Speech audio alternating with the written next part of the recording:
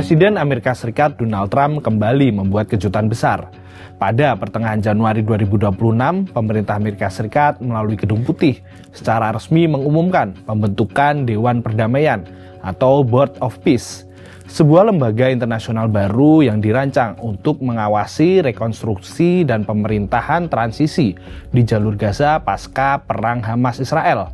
Lalu, apa tujuan sebenarnya di balik pembentukan Dewan Perdamaian ini? Apakah Donald Trump sedang ingin menyaingi peran PBB?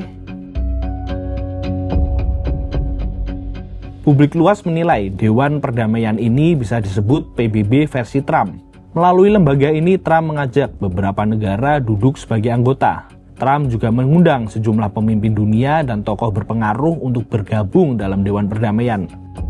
Lembaga ini disebut tidak hanya menangani isu Gaza, tetapi juga diproyeksikan menjadi forum jangka panjang dalam merespon berbagai konflik global. Well, we have a board of peace that's being formed, but essentially it's the most important leaders of the most important nations. All nations, but the most important, you take the most important leaders and nations, that's who the board of peace is going to be. Everybody wants to be on it. Namun sorotan dunia bukan hanya tertuju pada misi perdamaiannya, melainkan pada klausul keanggotaan yang dinilai sangat transaksional. Negara yang ingin menjadi anggota permanen harus membayar setidaknya 1 miliar dolar AS atau sekitar 16 triliun rupiah. Berdasarkan laporan Bloomberg, Dewan Perdamaian ini memiliki struktur keanggotaan yang unik. Secara umum, negara-negara undangan akan menjabat selama 3 tahun, dengan perpanjangan masa jabatan bergantung sepenuhnya pada persetujuan Ketua Dewan. Namun batasan waktu ini tidak berlaku bagi mereka yang berani membayar mahal. Pejabat AS juga berdalih bahwa dana ini bukan hanya untuk biaya administrasi, melainkan murni untuk pendanaan fisik rekonstruksi Gaza.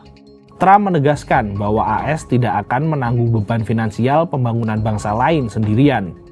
Sementara itu, beberapa negara menyambut undangan Amerika Serikat untuk bergabung dengan Dewan Perdamaian, salah satunya Australia.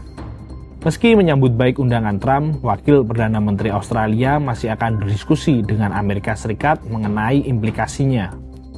We are in discussions with the United States about this invitation. We very much welcome the invitation, but we'll work through it and talk with the US about what it entails and what it means.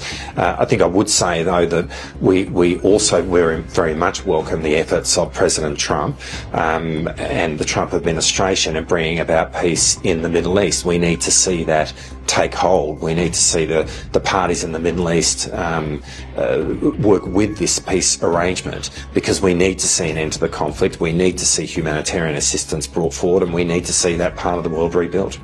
Para analis menilai langkah Trump ini lebih dari sekedar urusan Gaza. Dalam surat undangannya kepada sekitar 60 pemimpin dunia, Trump menyebut Dewan Perdamaian sebagai pendekatan baru untuk menyelesaikan konflik global. Dengan Dewan Keamanan PBB yang kerap lumpuh akibat veto AS, Rusia, atau Cina, Trump tampaknya sedang membangun institusi tandingan.